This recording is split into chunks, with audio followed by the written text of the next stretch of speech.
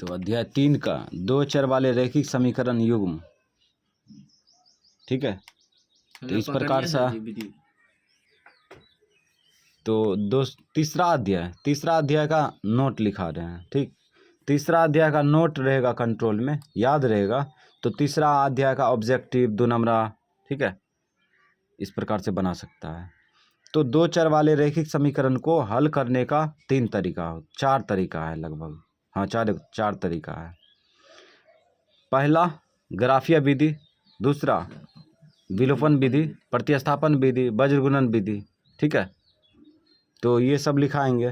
पहले समझ लेते हैं दो चर वाले रैखिक समीकरण युग्म कैसा होता है। तो इसका रूप जो होता है a1x plus b1y plus c1 बराबर 0, ये हो गया समीकरण फर्स्ट का रूप, ठीक। उसके बाद समीकरण सेकेंड का जो रूप होता है a2x plus b2y plus c2 बराबर 0, ये समीकरण सेकेंड का रूप है।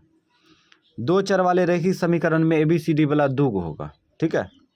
या तो AX या तो XY हो सकता है, AB हो सकता है, ठीक है। यानी कि दुएग ABCD वाला रहेगा, ठीक है। तो समीकरण फर्स्ट का रूप हो गया A1x plus B1y plus C1 बराबर 0, और समीकरण सेकेंड का रूप हो गया A2x प्लस B2y और C2 बराबर 0। अब कहेगा कि A क्या है, A है x का गुणांक, B क्या है, B1 क्या है, A1 है x का गुणांक, B1 है y का गुणांक, C1 है अचर पद, ठीक है। इसी प्रकार से A2 क्या है, x का गुणांक है, B2 क्या है, y का गुणांक, C2 अचर पद है यानी गिनती की संख्या, ठीक है।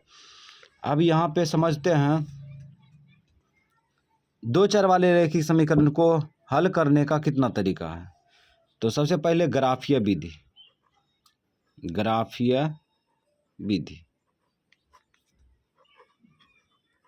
पहला विधि है, ठीक है। दूसरा है प्रतिस्थापन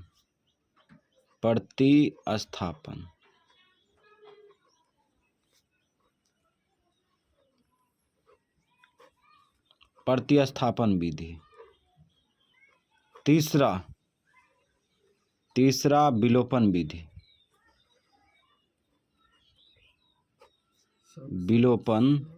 विधि, हाँ। चौथा है वज्रगुणन विधि,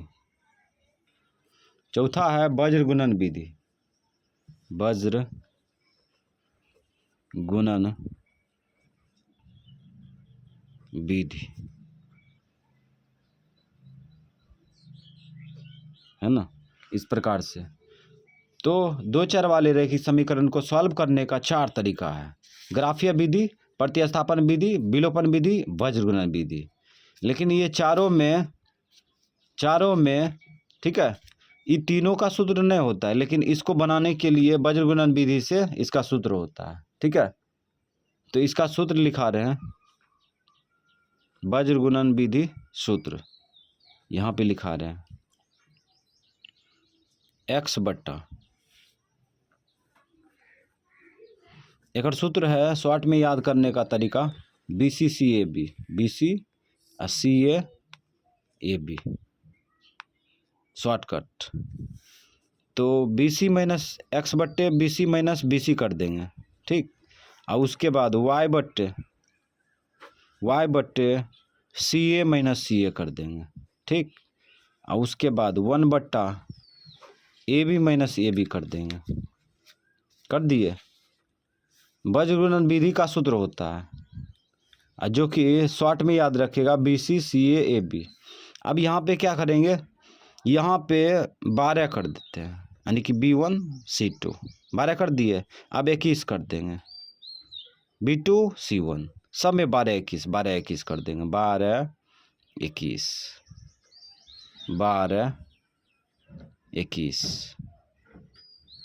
ठीक है। तो इस प्रकार से हम लोग जो है ना, इसका सूत्र याद रख सकते हैं। वज्रगुणन विधि का सूत्र होता है BC/CA/AB, ठीक है। BC x में लगाएंगे, ठीक है, और CA y में लगाएंगे, AB 1 में लगाएंगे, ठीक है, इस प्रकार से। अब जो है अब मेथड समझते हैं ऑब्जेक्टिव दो नंबर सॉल्व करने का। ठीक है, यदि A1/A2 बराबर नहीं होगा B1/B2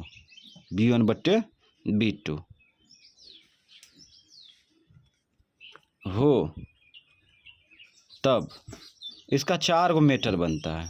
चारों मेथड याद रखेगा, A B C D।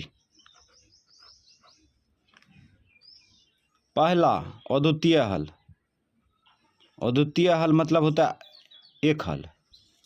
ठीक है, अद्वितीय हल। दूसरा प्रतिच्छेदी रेखा, प्रतिच्छेदी रेखा। तीसरा संगत। चौथा अविरोधी। ठीक है, अविरोधी।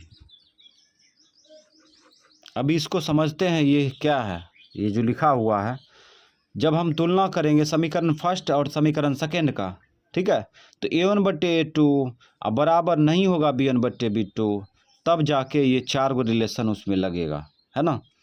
तो पहला है अद्वितीय हल, पहला है अद्वितीय हल। अब अद्वितीय हल मतलब ये होता है कि समीकरण फर्स्ट समीकरण सेकेंड का, है ना, जब XY का मान निकालेंगे, है ना, यहाँ पर निकालेंगे X का मान, Y का मान, जो किसी भी जगह पे निकालेंगे पृथ्वी पर, यानी कि पृथ्वी पर किसी भी देश में, है ना, वही समीकरण का हल कोई निकालेगा तो एक के हल निकालेगा। ठीक है, XY का मान जो हम निकालेंगे या तुम निकालेगा, कोई भी निकालेगा, तो XY का मान वही आएगा। ठीक है, इसीलिए अद्वितीय हल कहते हैं उसको।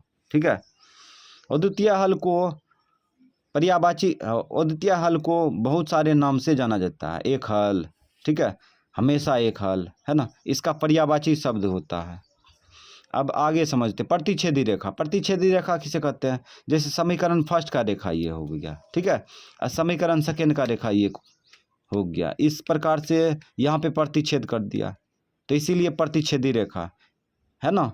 A1/A2 बराबर B1/B2 रहेगा तो प्रतिच्छेदी रेखा भी होगा, अद्वितीय हल भी होगा। संगत, संगत इसलिए काहे कि XY का मान निकल जाता है इसमें। ठीक है, उसके बाद अविरोधी। अविरोधी मतलब वही हुआ कि ये जो है XY का मान निकलने देता है, इसीलिए ये संगत या अविरोधी होगा, है ना।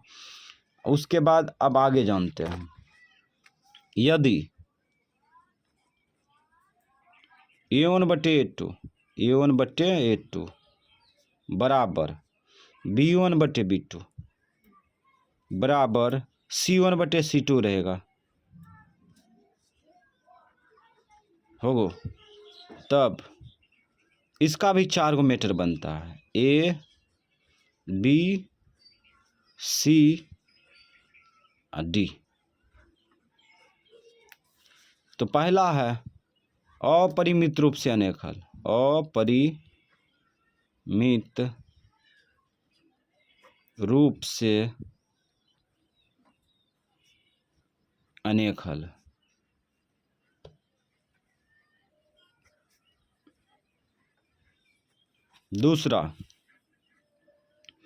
दूसरा संपाती रेखा, संपाती रेखा।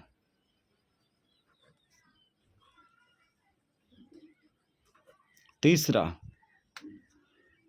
संगत। चौथा अविरोधी। संगत न होगा। ठीक है, तो इसका भी 4 गो मेथड होता है। जब तुलना करेंगे समीकरण फर्स्ट समीकरण सेकेंड का, तो इस प्रकार का अनुपात आएगा, A1/A2 बराबर B1/B2 बराबर C1/C2 रहेगा, तो इसका 4 गो रिलेशन होता है। पहला अपरिमित रूप से अनेक हल, दूसरा संपाती रेखा, तीसरा संगत, अविरोधी, इस प्रकार से 4 गो होता है। ठीक है, तो ये सब रिलेशन को याद रखना होगा। एक लास्ट है रिलेशन, यदि A1/A2 बराबर B1/B2 बराबर नहीं होगा C1/C2, हो तब इसका भी 4 गो रिलेशन है, ए बी सी डी। पहला कोई हल नहीं, कोई हल नहीं।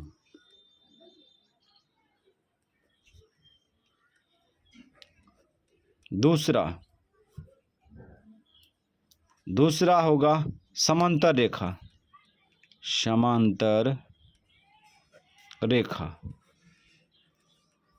चौथा असंगत, असंगत। पांचवा विरोधी।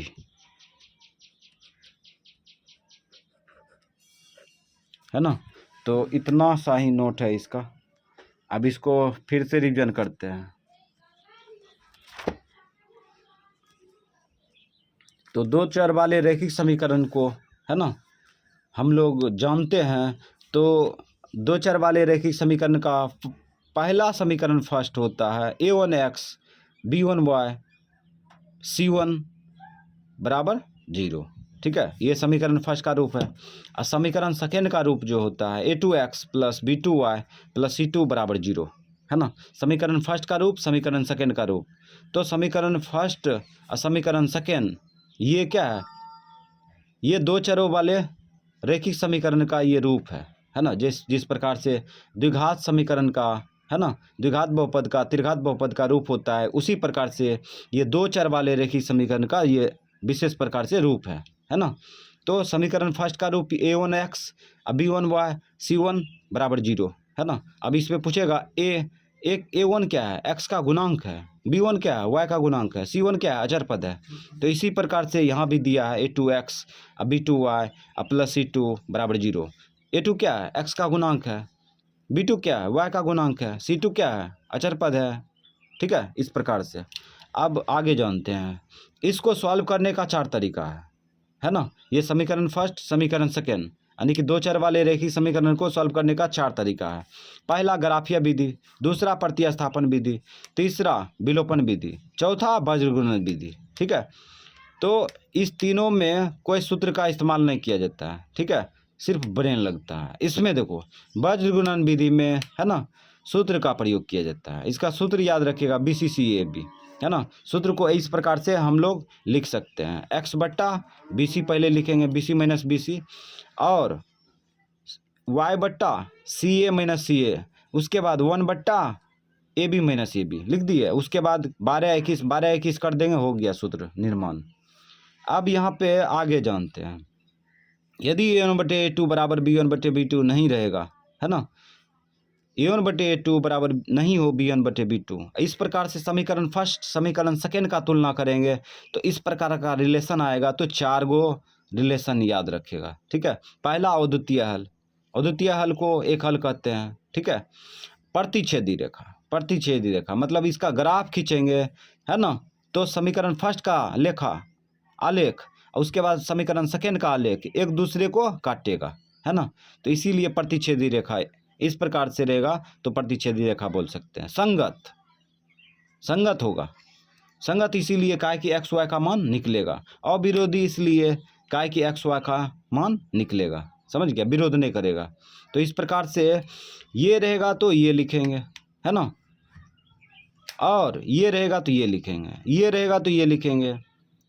समझ गया, ये रहेगा तो ये लिखेंगे, ये रहेगा तो ये लिखेंगे, ये रहेगा तो ये लिखेंगे। इस प्रकार से ये 4 गो रिलेशन है ना, ये 4 गो रिलेशन को इससे जोड़ के रखेंगे, याद रखेंगे उल्टा पुल्टा। समझ गया, ये ऑब्जेक्टिव बनाने में हेल्प करेगा, 2 नंबरा भी बनाने में हेल्प करेगा। अब आगे जानते हैं, यदि a1/a2 बराबर b1/b2 बराबर c1/c2 हो, तब इसका 4 गो रिलेशन है। समीकरण फर्स्ट का तुलना करेगा समीकरण सेकेंड से, तो इस प्रकार का रिलेशन आएगा, तो इसका भी 4 गो रिलेशन बनता है। पहला अपरिमित रूप से अनेक हल। ठीक है, अपरिमित रूप से अनेक हल यानी कि कहने का मतलब है एक्स वाई का मान निकालते जाएगा, आते रहेगा। ठीक है, बहुत सारा मान निकालेगा अनंत तक। समझ गया, तो इसीलिए उसको बोला गया अपरिमित रूप से अनेक हल। असंपाती रेखा संपाती रेखा इसको मतलब ऐसा समीकरण का अगर आ जाता है रिलेशन तो संपाती रेखा होगा। संपाती रेखा किसे कहते हैं? तो समीकरण फर्स्ट का आलेख खींच दिए, ये रहा रेखा, ठीक है, आलेख। उसके बाद समीकरण सेकेंड का खींचते हैं तो इसी पे आ रहा है ना। तो समीकरण फर्स्ट का आलेख खींचे, ग्राफ खींचे, और समीकरण सेकेंड का ग्राफ खींचे तो एक ही पर चल रहा है, ठीक है, एक ही भुजा पर आ गया। तो इसी को कहते हैं संपाती रेखा। क्या कहते हैं? संपाती रेखा कहते हैं, ठीक है। उसके बाद संगत इसीलिए काहे कि एक्स वाई का मान निकल रहा है इससे, ठीक है। और विरोधी इसलिए काहे कि एक्स वाई का मान बहुत सारा निकलने के लिए देता है। अब यहाँ पे जानते हैं यदि an/a2 बराबर b1/b2 बराबर नहीं होगा c1/c2 तो इसका 4 गो रिलेशन होता है। समीकरण फर्स्ट का तुलना करेंगे समीकरण सेकेंड से तो इस प्रकार का रिलेशन आएगा तो 4 गो मीटर बनेगा इसका, ठीक है।